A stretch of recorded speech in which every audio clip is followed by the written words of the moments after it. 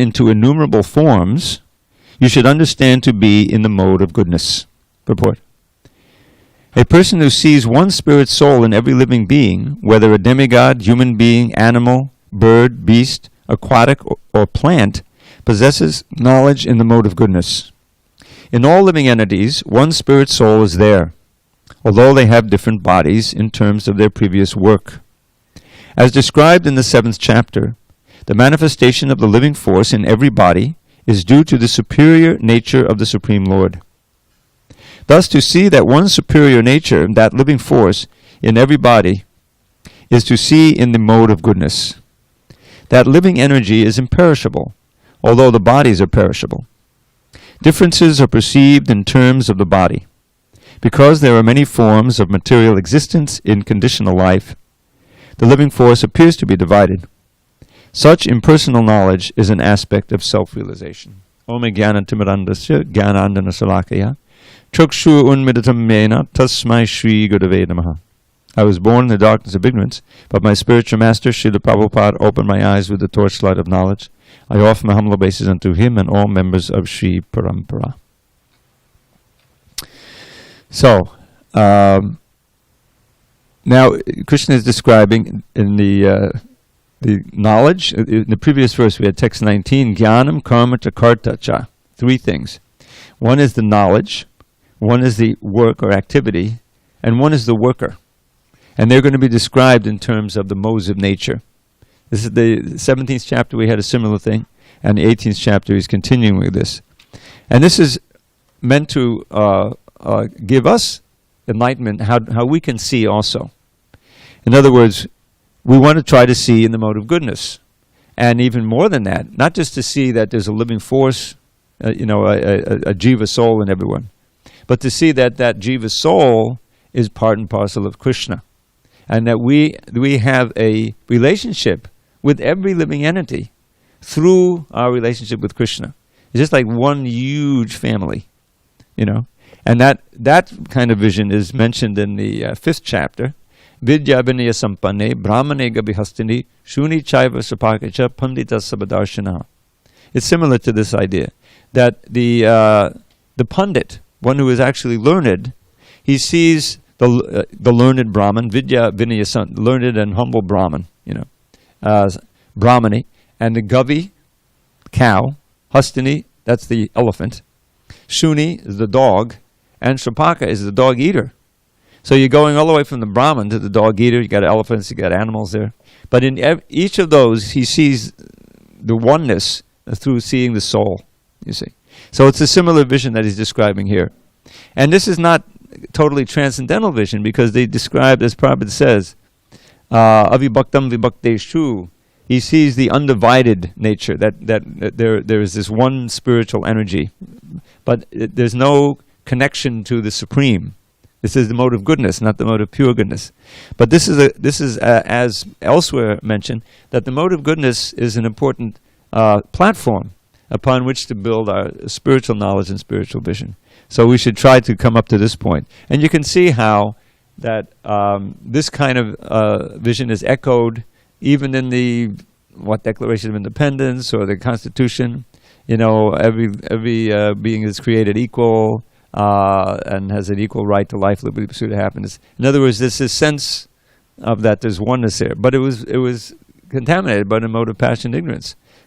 Actually, the whole thing, as highfalutin words, but they had this whole class of slaves that they were, thinking were not really human beings, and so they were lesser. Okay, you have to open. That's probably Ed. Haribol, Tapas. Welcome. Are you going to be able to stay for class a little bit? Class? Okay. Page 674. When you're done, you can bow down first. Okay, so the idea is that seeing the oneness is a good step toward seeing transcendentally. It's not sufficient because you can still fall into the modes. Goodness is not good enough, material goodness.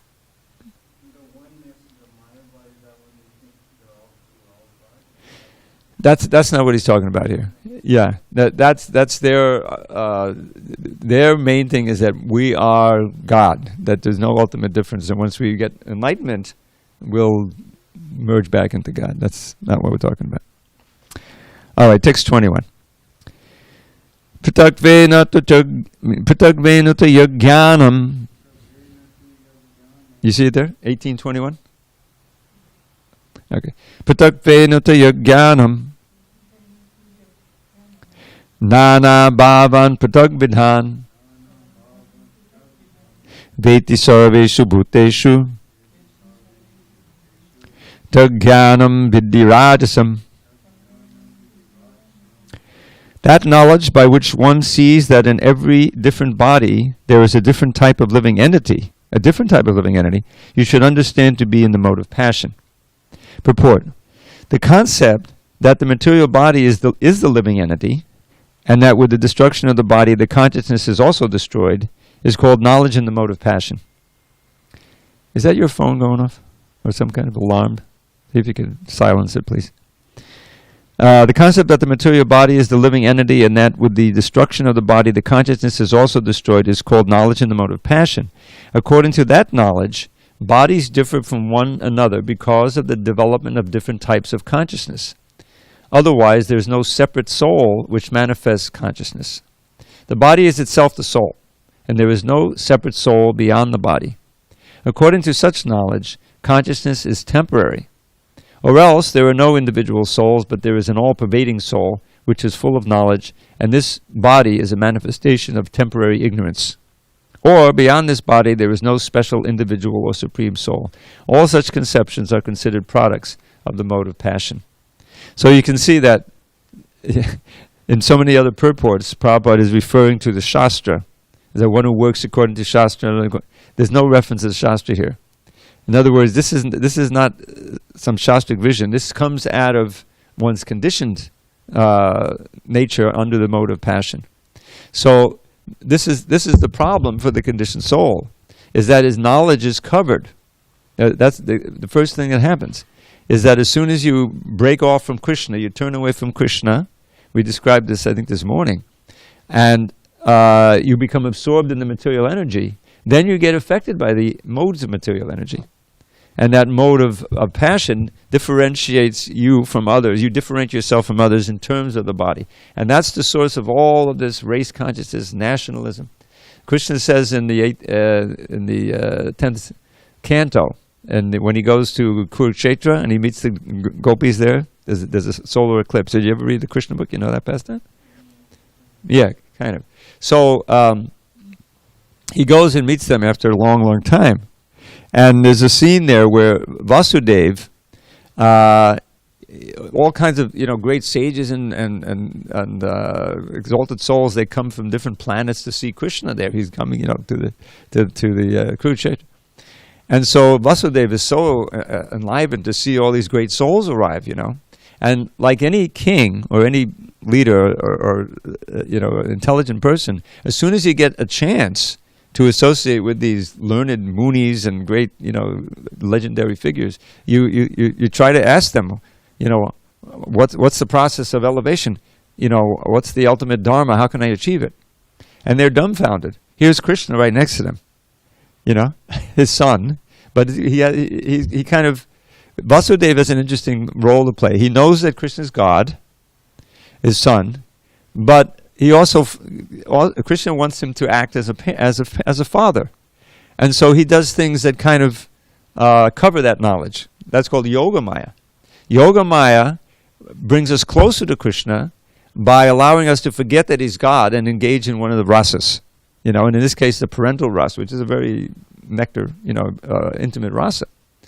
So anyway, so Krishna's there, visiting Vasudeva, and the sages are just shocked. So what do you need to have any instruction from us? You're the father, taking the role of the father of the Supreme Personality of Godhead.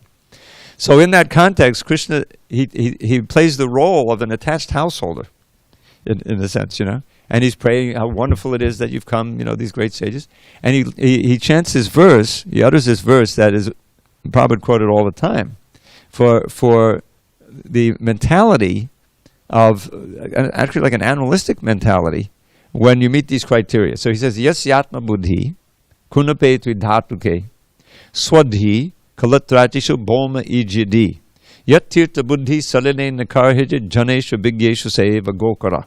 Now gokara has two meanings. One is a cow, go, or a donkey, probably call it ass, kara.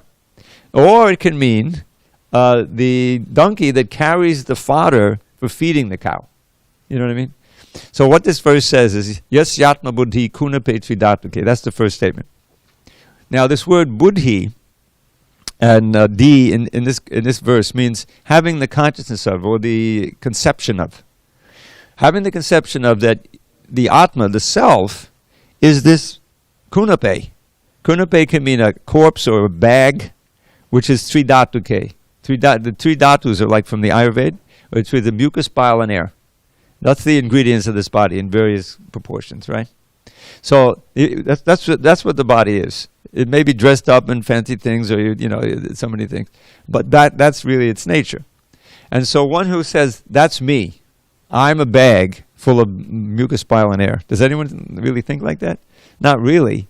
So, but that's what you're saying when you identify with the body. That I'm just this bag of stuff. So, swadhi, and swa means my own. Having the mentality that I own, kalatra adishu, the wife, etc. Means the wife, the children, the home, family, everything that expands. That's what stri means, expands. That's mine. This is mine. Belongs to this body, this bag. And here's a really important one, boma ijidi. This has different meanings, but Prabhupada would always see it. Boma, the land that you were born in, or that you happen to inhabit, is worshipable. That's the origin of nationalism, you see. And then there's another thing, yatirta buddhi salile nakarhijit, that you have the conception to go to a place of pilgrimage and all to take a bath there. Every place of pilgrimage is either a river, the Ganges, or some sacred lake or place, you take a bath. And if you take a bath there in the lake or the river, whatever it may be, that's my pilgrimage is complete. Rather than inquiring from the learned sages who live there. In other words, that's a very important part of pilgrimage. Going and fasting, shaving your head, whatever it is when you go, that's important. But the most important thing is to take advantage of the learned souls who live there and inquire of them about transcendental knowledge. That's why Prabhupada set up these temples, and he insisted that morning and evening there be classes on Bhagavad Gita and Srimad Bhagavad, something like that. So that it's not just a place where you go, see the deity, give a little bhiksha, a little something in the handi and leave.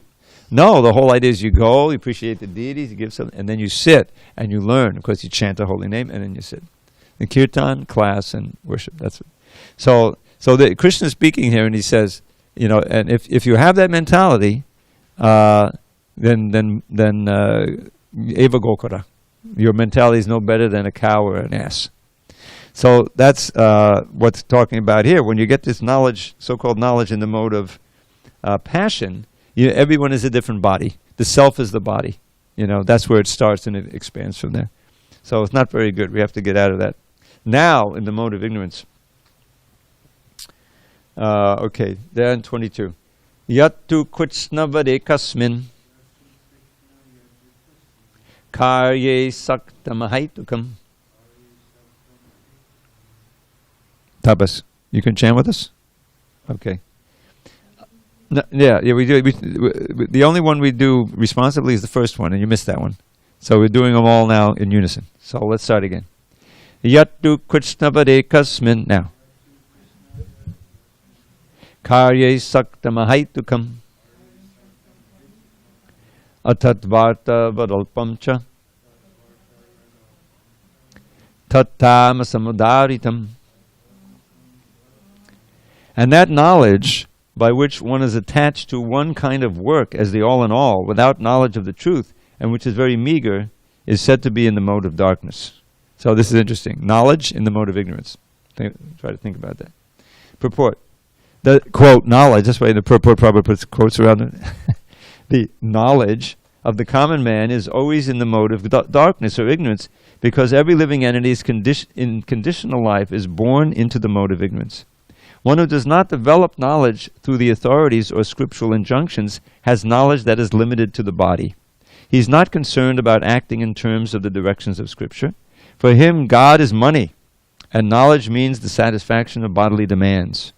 Such knowledge has no connection with the absolute truth. It is more or less like the knowledge of the ordinary animals, the knowledge of eating, sleeping, defending, and mating. Such knowledge is described here as the product of the mode of darkness. In other words, knowledge concerning the spirit soul beyond this body is called knowledge in the mode of goodness, and knowledge producing many theories and doctrines by dint of mundane logic and mental speculation is the product of the mode of passion. And knowledge concerned only with keeping the body comfortable is said to be in the mode of darkness. So you can see that so many people are in this mode of darkness. You know, it's just like the more that you're thinking about your immediate bodily needs, the more that you know you're not thinking of any kind of ultimate questions. You know, what am I doing in life? Is there a goal of life? Like this is knowledge in the mode of ignorance, and you can see the animals all have that. You know, they're not troubled. They don't get the PTSD. You know, I mean, whatever happens today, forget it tomorrow. And you can get your food, you can get a little safety, and you have your mate. You know, life is good. You know, and then many people sink into that. So we have to avoid that. Okay, text 23. Page 676 at the top. I'll wait. We'll get a really good chorus now. We've been a little weak. Okay, 676 at the top. Niyatam sangarahitam aragad veshatakritam apala prepsuna karma yattat satvikamuchyate. So we've studied jnana and now karma, and then the doer, the karta is the third. These are all in terms of the modes of nature. That action which is regulated and which is performed without attachment, without love or hatred, and without desire for fruitive results, is said to be in the mode of goodness. Purport. Regulated occupational duties as prescribed in the scriptures in terms of the different orders and divisions of society, performed without attachment or proprietary rights, and therefore without any love or hatred, are performed in Krishna consciousness for the satisfaction of the Supreme, and performed in Krishna consciousness for the satisfaction of the Supreme without self-satisfaction or self-gratification, are called actions in the mode of goodness. So these actions, you know, Prabhupada put in there in Krishna consciousness. So these are really transcendental actions. But you can see how the mode of goodness kind of, you graduate into the mode of pure goodness, you know, by making Krishna the object of the action. Otherwise, you can be, you know, you can be in the varnashram system and doing your duties very nicely, without love or hatred, just for the sake of the duties, and not really be in transcendental consciousness. I mean, varnashram, you know, that's kind of preliminary varnashram. Real varnashram is described in the beginning of Bhagavatam, 2nd chapter. Atak pumbi dvija shrestha varnashrama vibhagasha swanusti tasya dharmasya sangsiddhi haritoshanam. That last line is key. It means for the satisfaction of Hari. That the addressing suttas, addressing the best of the Brahmins who have gathered there at Naimisharanya, Dvija Shrestha, in terms of the Varna and Ashram. Varna Vibhagasha means the divisions of Varna, occupation, and Ashram, spiritual order. Suvanustitasya, nicely performed. Suvanustitasya becomes Svanustitasya. You can look it up. It's not Sva, the word isn't Sva, it's Su, and then U becomes a V. Svanustitasya dharmasya sangsiddhi haritoshanam. The perfection is to satisfy Krishna. So you're doing your duties in Varnashram, you know, nicely, without attachment, and you're doing them with the express purpose of satisfying Vishnu, of Krishna. The fruits will be given over to him, you see. That's the main way in which he could be for his satisfaction. Then it's transcendental. That's why we have this thing, Daiva Varnashram. Have you heard that? You know, because Varnashram can kind of be a kind of material organization. You know, it's good in mode of goodness, but it's not intrinsically transcendental. And that's why, without keeping Krishna in the center, it devolves into this caste system. It degrades into the caste system by the influence of the mode of the age of Kali and the modes of nature. And then you get, it's no longer transcendental. So Varnashram, the perfection is, and that's what Prabhupada wanted, and he wanted us to show how to organize society. Because you can see, just intuitively, for instance, the Varnas. So you have, a few Brahmins, relatively few Kshatriyas, a few more Vaishyas, but a vast number of Shudras. So how can they all be happy? Well, the Brahmins can be happy by lording it over everyone else. Kshatriyas, by controlling and fighting. And the Vaishyas by making a lot of money. But the Shudras will never be happy. You'll have all of this discontent from below. And even no one else will be happy either, because there'll be all of this strife and, But everyone can be happy if they're doing their duties nicely, but their main purpose in life is advancing in devotional service and advancing in realization of Krishna. In other words, you can be satisfied with very little, provided that you're feeling, you're developing your spiritual relationship, your awareness of Krishna, and you're getting the, taste. That's your nourishment. Otherwise, look at the ideal of the Goswamis, the 6 Goswamis. So 3 of them were usually wealthy and influential. And they gave it all up at Tucham. I love that verse. Chakvatun Mashesha Mandala Patisheni Sadat Tuchavat. Bhutva Dina Ganeshako Kadunayako Pina Kantashito. Gopi Bhavada Samatabdala Hari Kallo Lamagno Maho Vande Rupa Sanatano Rego Shijiva Gopalago. So in many ways, the Goswamis are like leaders of the movement. They gave the ideal life, and they gave all of this knowledge, coming from Lord Chaitanya, but they codified it, So what does this verse say? That specifically Rupa, Sanatan, and Raghunath, they were all had opportunity to enjoy enormous material wealth and influence. But here's it, Tyaktva Turnam. Every word counts. They gave it up totally. That's tyaga. That's a part of the theme of this chapter. Sannyas and tyaga, the perfection of enunciation. So they showed it. Tyaktva Turnam, instantly, quickly, as soon as they came under the influence of Lord Chaitanya, Raghunath couldn't give it up. They were like practically keeping him in prison at home. His beautiful wife, and he had the only son of this, a billionaire, and yet it was gone. He didn't want any part of it, and they knew that. Eventually, he escaped. So he gave it up instantly, and so did Rupa and Raghunath and Sanatan.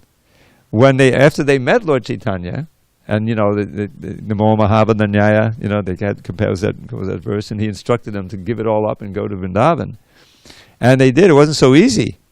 Rupa had all this money. He had a liquidate, and he had to give half of it to half to the Brahmins and Vaishnava, a quarter to his relatives, and the rest, his emergencies and everything. Sanatan, he was so valuable to the king, the Shah, that he arrested him. He couldn't imagine, not having him as his agent, his minister. But he was, he bribed his way out, because Rupa left 10,000 gold coins, which would be, $2 million today?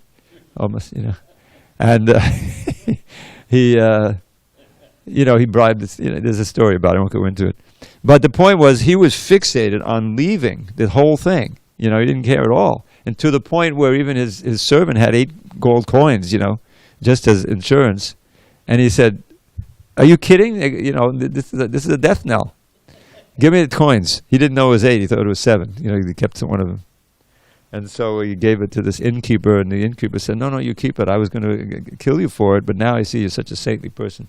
And Sanat said, "No, you keep it, because someone else will kill me for it. Just show me over how to get past this difficult terrain." Finally, when he got on the other side, he had heard, this innkeeper told him he had 8 coins. Okay, so Ishan has 1 more. So he said, "I think you have a balance left." "Yes, I have 1 gold coin, master." "Okay, you take that coin, you go home. Take buy a bus ticket or whatever, go home with that."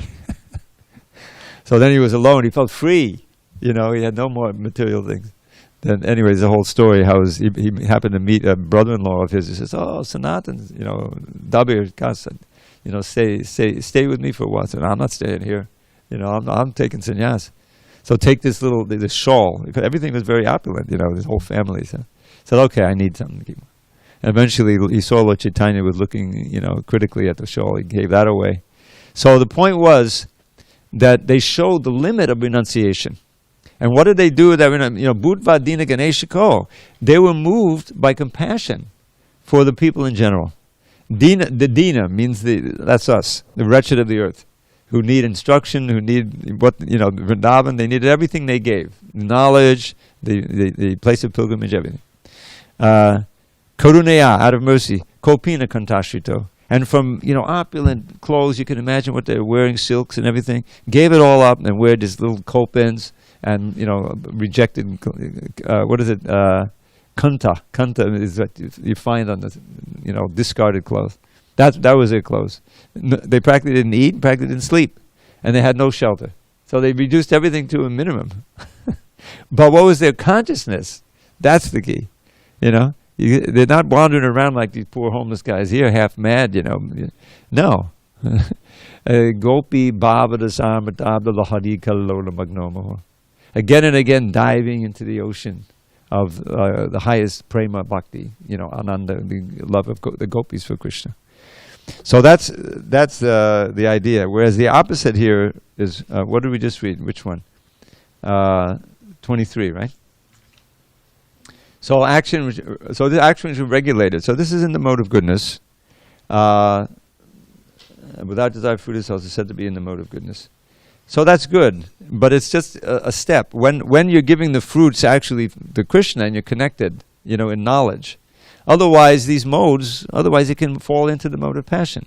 Just to try to do something in the mode of goodness is not good enough. It's not secure. There's never a pure mode of goodness. It's always tinged by passion and ignorance.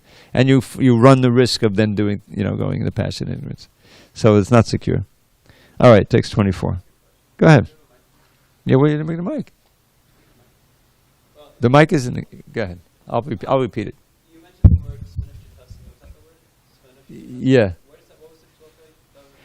This is I'm not sure the exact number, but it's in those slokas from 126 to 121, and it's probably 5th or 6th in the series. Oh, okay. Yeah. So you were saying, you were clarifying that it's not Sva Nishtitasya, it was Su Anishtitasya. So what would it mean if it was the other? Does the other one also work?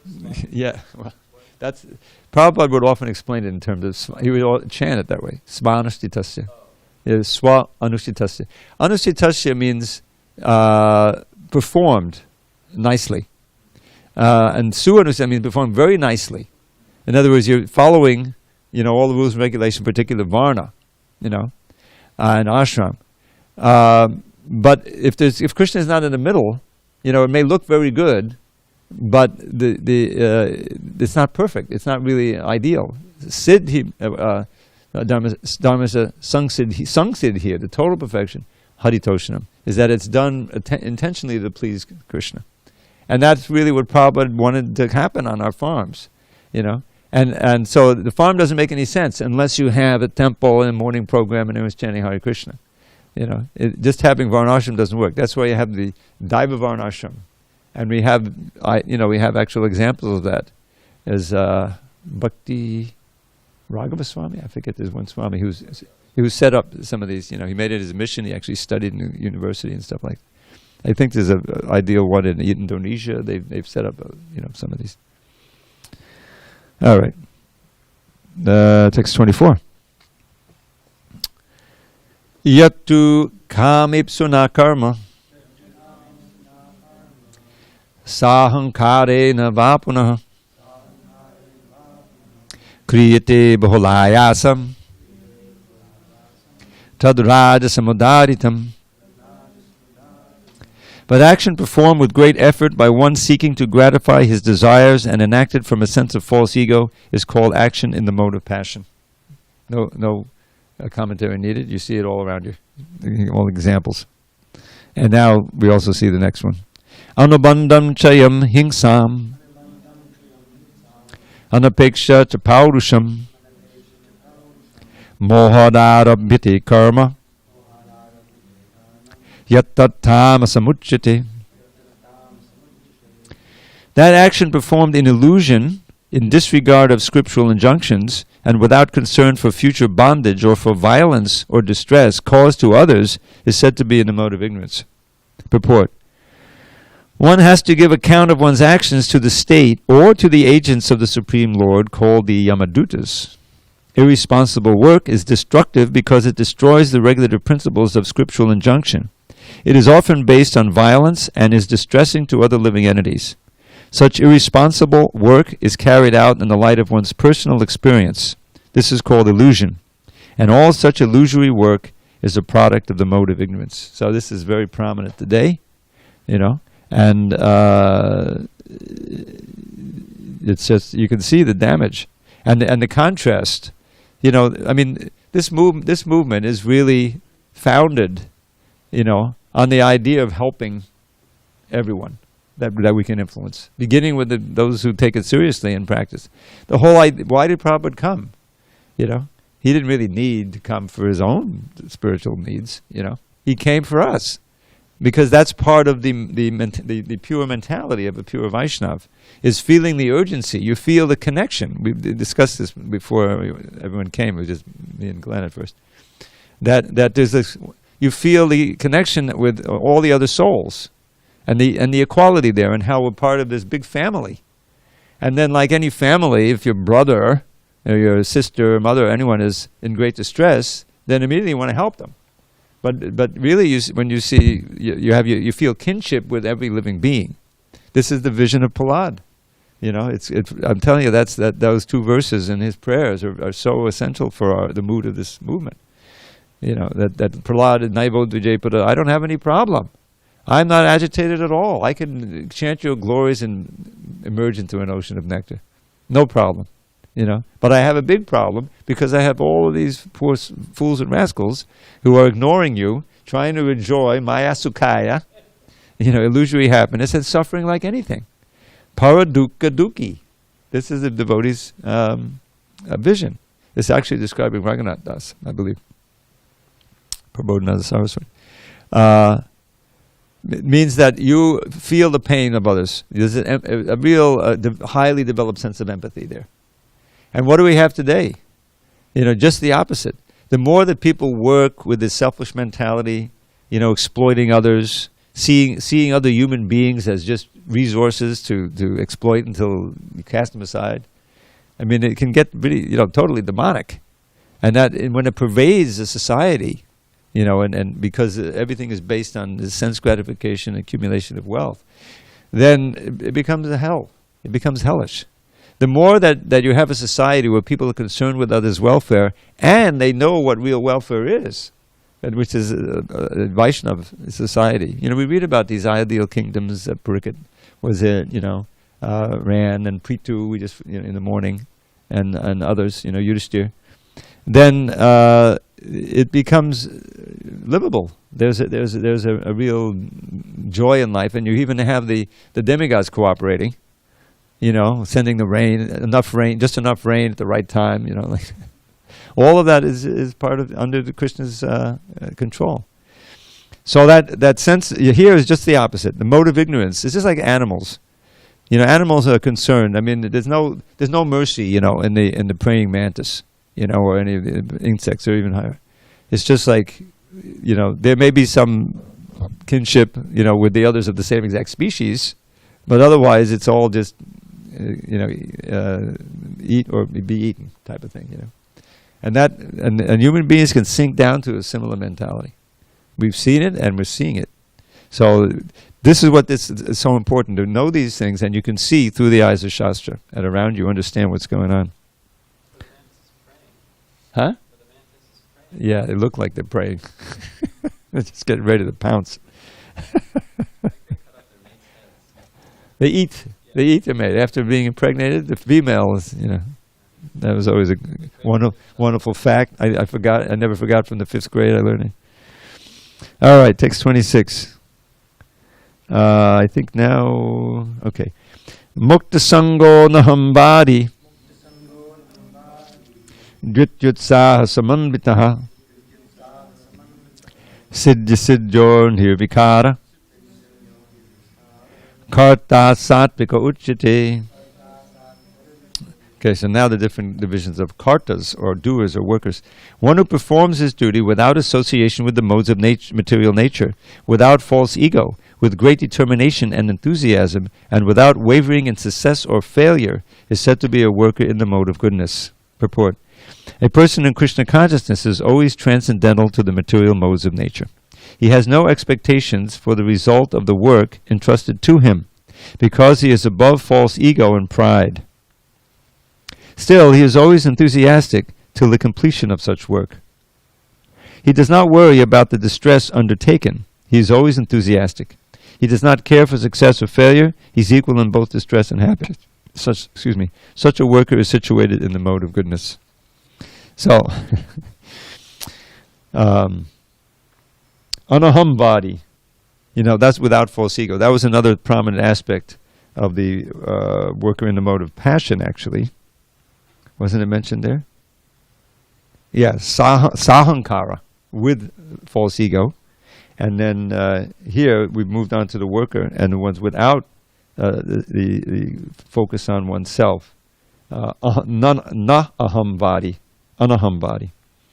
So, does this cause a little echo? I mean, I'm hearing what Krishna said at the very beginning of the Gita, where he encouraged Arjuna, fight for the sake of fighting without worrying about, victory or defeat, And he gave him the argument that's traditional for any Kshatriya who's fighting in the right cause.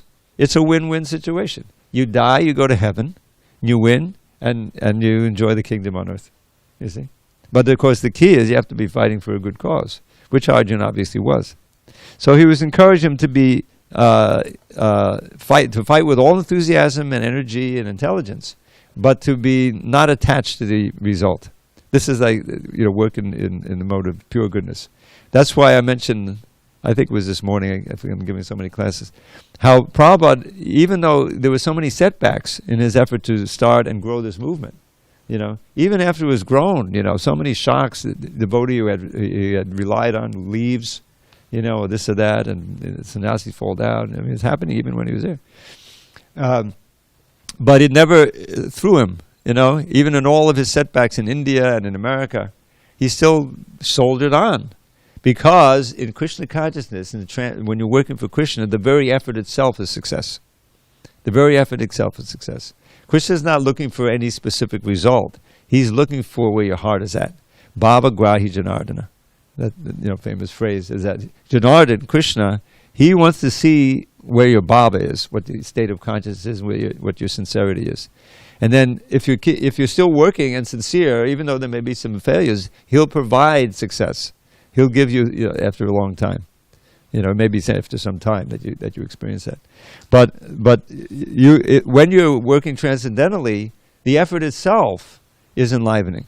The work itself, It's just like I remember distinctly. I just joined the temple maybe a couple of weeks, and every morning we had so many devotees in the temple. We do a maha cleanup every morning because there was so many. Did you do this corner? Like for 15 minutes you can clean the whole temple. And so I got assigned one time to hand. The temple was about maybe 2/3 the size of this temple length and a little thinner. It wasn't this big a floor, but I was supposed to mop the whole floor by hand. With the curtains open. So there's Radha Govinda looking at me, and I'm chanting, and they had things going. Govinda Jaya Jaya Gopala Jaya Jaya Radha Ramana Hari Govinda Jaya Jaya. I remember that song. It's part of that same album that we always play in the morning. And I was saying, this is great, I'm just chanting hearing the holy name, and there's Radha Govinda, And I was just getting a little taste of how, I wasn't getting paid. It was menial service. There was no great, skill you needed. But it was like so pleasurable, to just be able to be situated in that service, and that to have that mentality. And that's why, that's, for a moment anyway, that was the transcendental mode of working in Krishna consciousness. It doesn't matter, as Prabhupada would often say, the cleaner of the temple is on the same level as the pujari. You shouldn't think in terms of kind of material hierarchy. If whoever's situated, sincerely doing their service, and bringing as much to bear as they can, then that's the perfection. And everyone's on the same level, and that's really the oneness. So that's reflected here. Without associating modes of nature, great determination, enthusiasm, sound familiar? Utsahan, nishtayadayat, tat karma bhavartanat. That's part of the things that further devotional service. Without wavering into such affairs, said to be worker in the mode of goodness. Not easy to find these days. All right, one or two more. Ragi karma palaprepsur, lubdho hingsatmako ashuchi, harsha shokanvata karta, rajasak parikirtitaha. The worker who is attached to work and the fruits of work, desiring to enjoy those fruits, and who is greedy, always envious, impure, and moved by joy and sorrow, is said to be in the mode of passion. Wow, got a lot in there, one verse. Purport: a person who is too much attached to a certain kind of work, or to the result because he has too much attachment for materialism, or hearth and home, wife and children. A person is too much attached to a certain kind of work, or to the result because he has too much attachment for materialism, etc. Such a person has no desire for higher elevation in life. He is simply concerned with making this world as materially comfortable as possible. He is generally very greedy, and he thinks that anything attained by him is permanent and never to be lost. Such a person is envious of others and prepared to do anything wrong for sense gratification. Therefore, such a person is unclean, and he does not care whether his earning is pure or impure. He is very happy if his work is successful, and very much distressed when his work is not successful. And very much distressed when it is not successful. Such is the worker in the mode of passion. Now you see the contrast. In other words, it's all based on, the situation at the moment or in a little future, and your material plans are there. And if they fail, you're very much distressed, depressed. It's all based on the fruit, relishing this fruit, and therefore there's all this competition, with other workers and other, customers, whatever it may be. So that's very much in the mode of passion, and you can see, just the things that you want to try to give up. Lubda, that's greed. Harsha, shoka, these things. What's Brahmabhuta platform? Brahmabhuta prasanama na shochati na kankshati. Just the opposite. No shochati is a verb, the shoka, lamentation. In other words, you're whipped around by positive and negative. Oh, I won. I got what I was looking for. I won her. I won it. I won some money. And now I can enjoy. But immediately the things changes and you're not enjoying anymore. You can't enjoy. So it's very much in the world of duality. This mode of passion, and it's again very prominent. Okay, one more. Ayukta prakrita stabdha shatonaish kritikola vishadi dirga sutricha karta tamasa uchyate. Excuse me. The worker who is always engaged in work against the injunctions of the scripture, who is materialistic, obstinate, cheating, and expert in insulting others, and who is lazy, always morose, and procrastinating, is said to be a worker in the mode of ignorance. Yeah, I recognize. As soon as I read this verse like 45 years ago, or more or longer, I said, yeah, that's me. Purport. In the scriptural injunctions, we find what sort of work should be performed and what sort of work should not be performed. Those who do not care for those injunctions engage in work not to be done, and such persons are generally materialistic. They work according to the modes of nature and not according to the injunctions of the scripture. Such workers are not very gentle, and generally they are always cunning and expert in insulting others. They are very lazy. Even though they have some duty, they do not do it properly, and they put it aside to be done later on. Therefore they appear to be morose. They procrastinate. Anything which can be done in an hour, they drag on for years. Such workers are situated in the mode of ignorance. Now here you find, everything comes down to immediate gratification. Prabhupada once said that the more that you're concerned with your immediate needs and immediate gratification, the more animalistic you are, the more you're in the mode of ignorance. And this kind of mentality, you can see, leads definitely toward drugs in addiction, because drugs is like, all right, to hell with tomorrow. I can't. If I can just get this drug, I can just deal with it. And I'll be happy. And there's some high or something. But then you're left worse off. Then the drug becomes your master. It's just a broad highway to hell.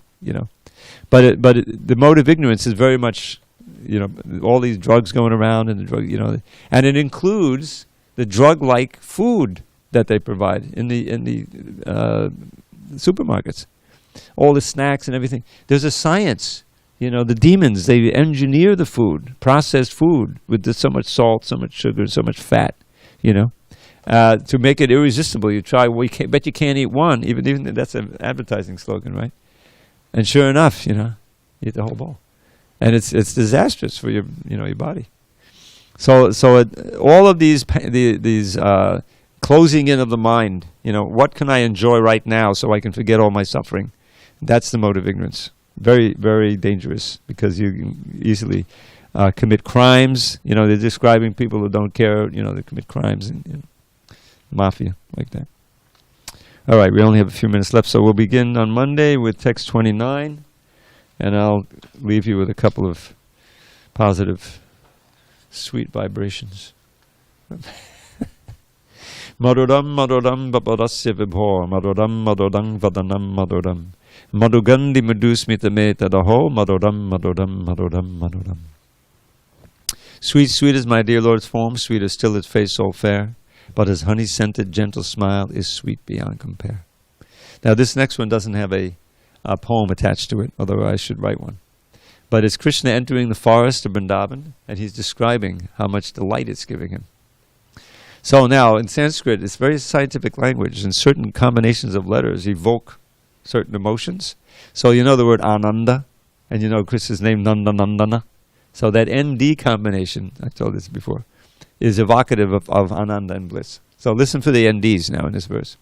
Sugandhau ma kanda pakadamakadandasya madode vinisyande vandi kutamandavavrindam muhudidam kutandolan mando natabinalalais chandanagere mamanandam avrinda vipanamatulam tundalayati. Every line has, I think, 3 NDs.